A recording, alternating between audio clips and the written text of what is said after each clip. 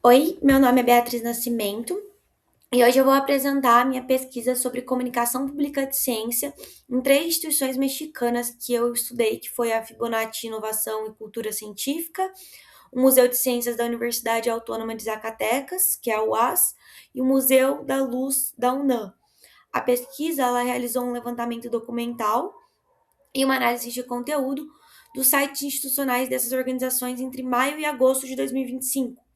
E a ideia era verificar se tinham práticas de comunicação pública de ciência, divulgação científica, ou se apenas tinha assessoria de imprensa nos canais digitais.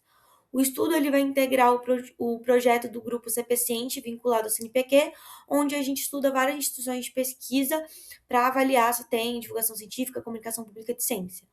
Uma parte central da pesquisa foi o levantamento completo do marco legal mexicano, que foi estruturado em três camadas. Primeiro, as legislações federais, depois a legislação estadual de Guaranato, que é aplicável ao Fibonacci, e depois a legislação estadual de Zacatecas, que é aplicável ao Museu de Ciências da UAS. O Museu da Luz, que é vinculado à UNAM, ele segue apenas o conjunto federal, então por isso não tinha uma análise estadual dele.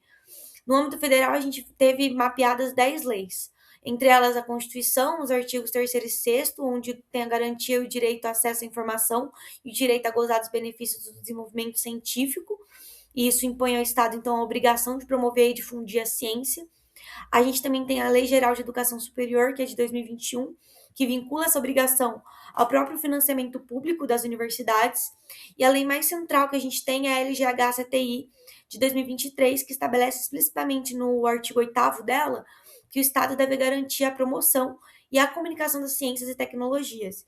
E ainda tem completando esse quadro a lei geral, né, de comunicação social e a legislação de telecomunicações, que foram atualizadas em julho de 2025, ainda quando essa pesquisa estava em andamento. No plano estadual, Guaranato tem lei específica de fomento à ciência, que vai incluir a popularização de conhecimento entre os objetivos delas. E Zacatecas também tem lei de transparência, que vai obrigar expressamente a UAS e as unidades a tornarem públicas as informações delas. Esse mapeamento vai evidenciar que uma possível ausência de comunicação ativa nos portais não é uma lacuna só das boas práticas, mas estaria em desacordo com um conjunto bem extenso de obrigações legais que o México já impõe a essas instituições. A Fibonacci, ela possui uma seção chamada Fibonacci Divulga, e nessa Fibonacci Divulga a gente tem 6 subseções temáticas, que seriam um espaço com maior potencial para a comunicação pública da ciência no portal. No entanto, todas estiveram completamente inativas durante todo o período que foi monitorado, e a subseção contra as pseudociências, que também era uma subseção que tinha, apareceu em construção o tempo todo. E a única publicação também encontrada no site data 2021, que é 4 anos antes do início de monitoramento, que foi de maio a agosto de 2025.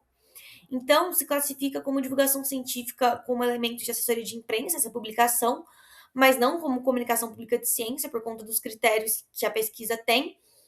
Mas, apesar disso, não foi na época pesquisada, então não conta.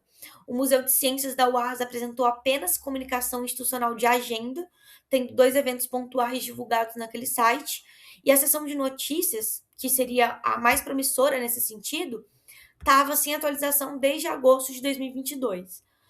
Todos os programas com potencial de CPC listados no site, como o Clube da Ciência para Crianças, Ciclo de Palestras Terça-feira da Ciência e os concursos de pesquisas, apareceram sem qualquer atualização, nem de assessoria de imprensa. Então, nem foi possível confirmar pelo site se estava acontecendo ou não.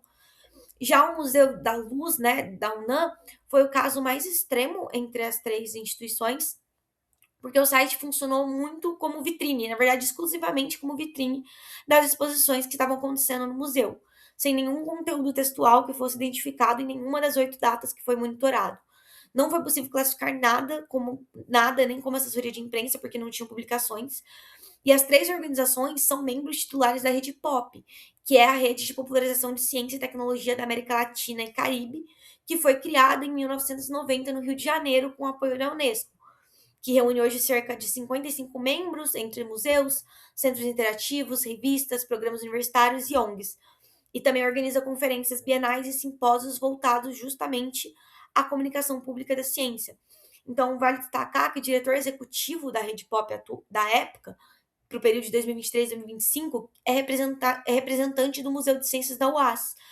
Isso torna o contraste com o padrão de natividade observado no portal ainda mais significativo, porque é uma instituição que tem um protagonismo regional reconhecido nesse campo de divulgação científica e que instituições que fazem parte delas não apresentaram, durante o período monitorado, uma prática comunicacional ativa do canal digital.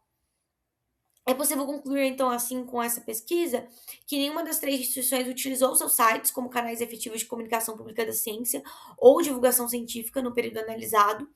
A Fibonacci tinha publicações apenas em 2021. O Museu de Ciências da UAS limitou-se à divulgação de agenda, né, com as notícias paradas, e o Museu da Luz funcionou apenas como vitrine também.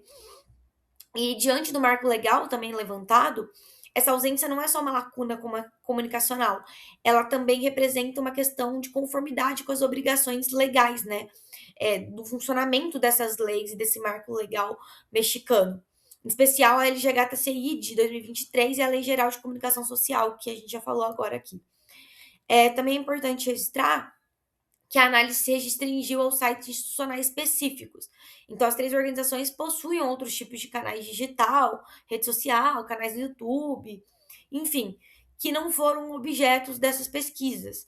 Então, isso abre uma perspectiva relevante para investigações futuras, né? Que poderia ser ampliar esse monitoramento para o conjunto dos canais digitais dessas instituições, a fim de obter um panorama mais completo das práticas comunicacionais, e também identificar, né, verificar a filiação à rede pop, se isso se traduz em uma comunicação efetiva com a sociedade para os diferentes canais que elas utilizam. A gente tem outras instituições da rede pop e essas pesquisas estão sendo feitas por outros alunos em relação à análise de outros países, como Brasil, Argentina. Então, verificar se tem uma relação entre estar na rede pop e uma boa divulgação científica, qual é a diferença dos lugares que estão na rede pop e estão conseguindo fazer efetivamente comunicação pública de ciência e as que não estão. Então, isso abre margem para futuras pesquisas e até para as atuais pesquisas que estão sendo feitas por outros alunos.